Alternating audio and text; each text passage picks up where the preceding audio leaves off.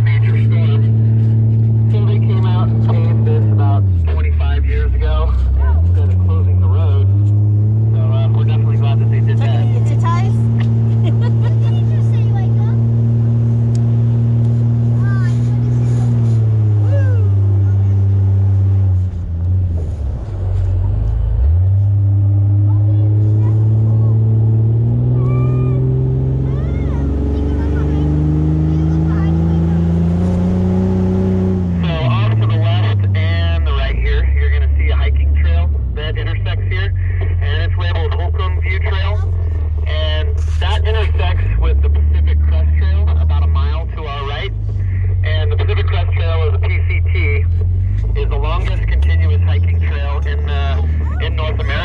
It is 2,650 miles long. It goes all the way from Mexico to Canada. Every spring, usually about the middle of April to the middle of May, we've got hundreds, if not thousands, of hikers that pass through Big Bear on their way up north. Rumor has it takes anywhere from 4 to 6 months to complete that hike.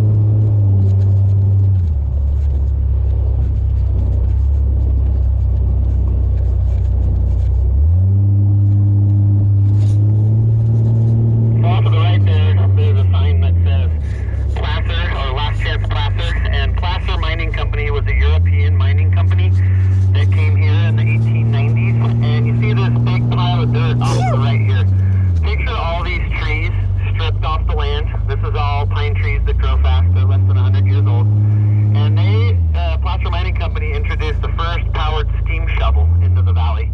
And they ran their steam shovel to the north, paralleling the direction we were just coming up. And you can see this trench off to the right here. That's where they ran their steam shovel down the valley, digging for gold. And those piles of dirt are the waste piles from their steam shovel.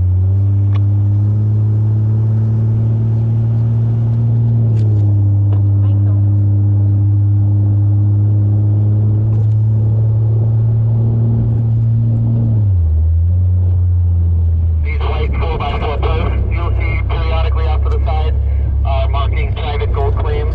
People do still have gold claims out here. And that little creek we just crossed, every time we get a nice rain, you'll see people out there panning for gold in that creek right there.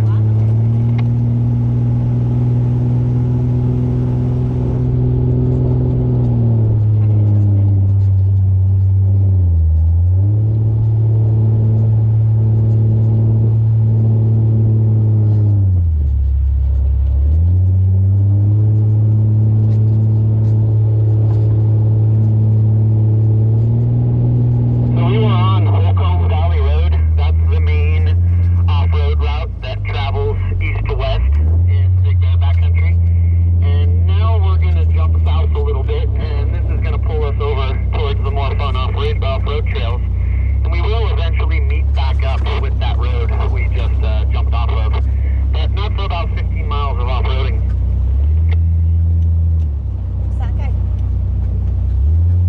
So back to some more mining history.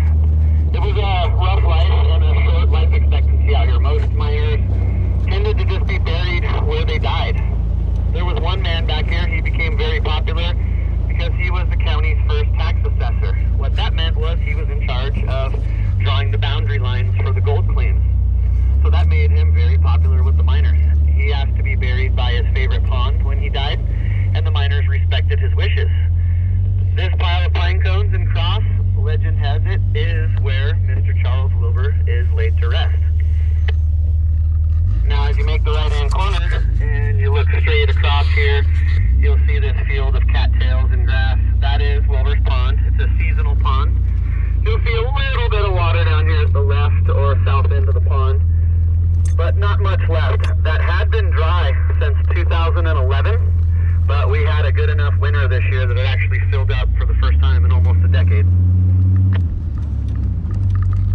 And this over here is a giant Boy Scout camp.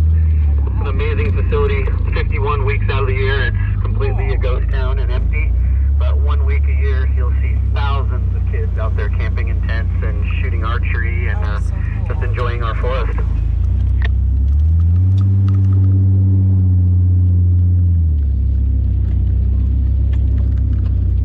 And if you can imagine in the wintertime, these holes we're driving through are about 3 foot deep water and mud holes. And obviously you guys would have the doors on, but the water is so deep there that sometimes it actually comes in